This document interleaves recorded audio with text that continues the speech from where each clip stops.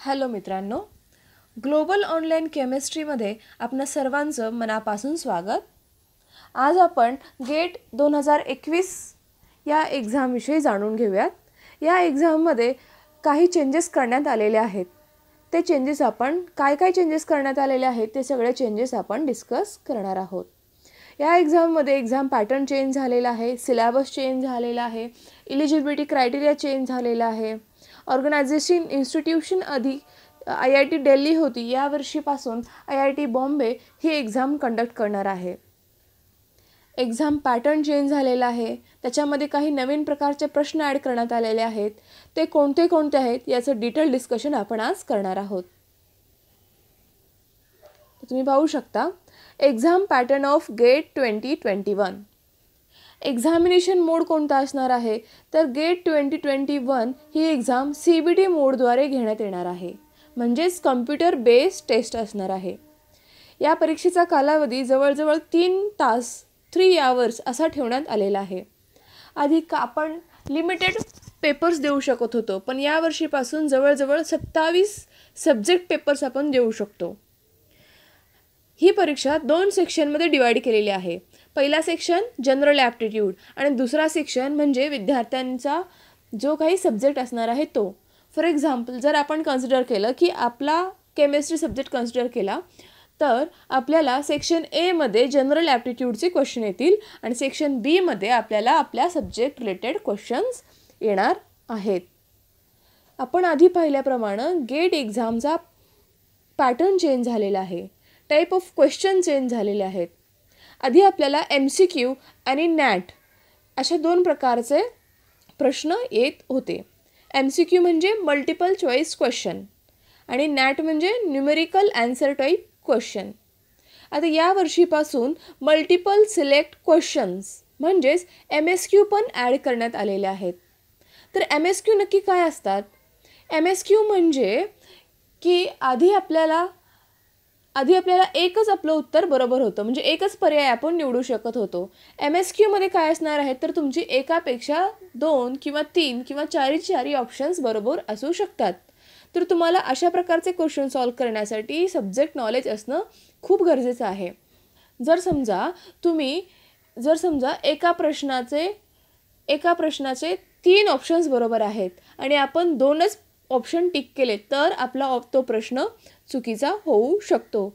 जेवढे आन्सर्स बरोबर आहेत तेवढे आन्सर्स आपण टिक केले तरच आपल्याला त्याचे पूर्ण गुण मिळणार आहेत.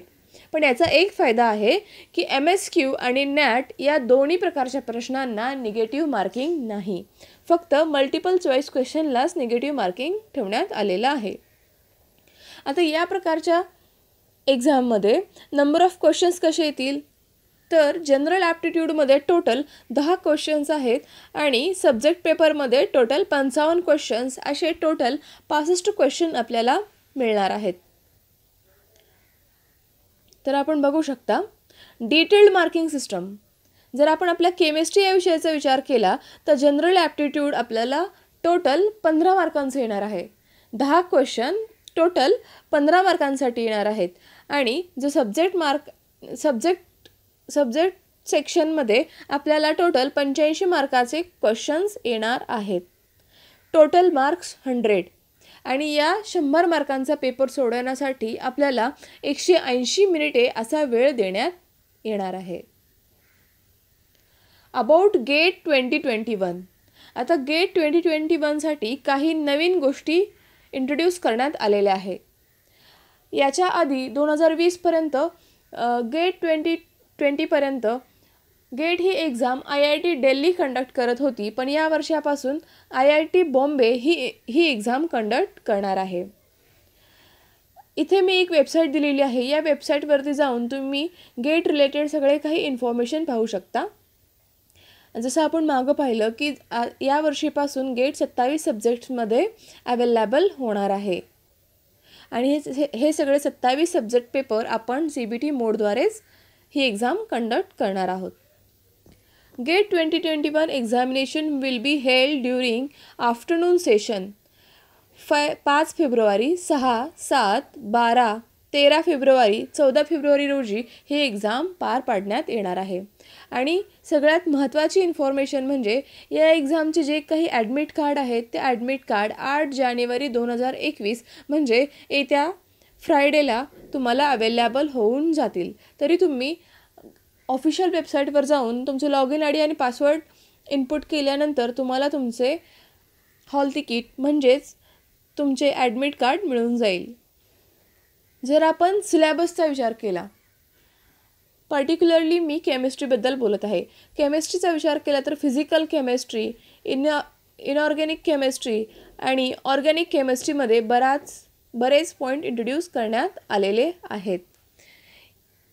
तरी हा सगळा सिलॅबस मी इथे देत आहे. आणि या सगळ्या सिलॅबसचा PDF मी डिस्क्रिप्शन बॉक्समध्ये पण देत आहे. तरी तुम्ही ती चेक करा. Thank you so much.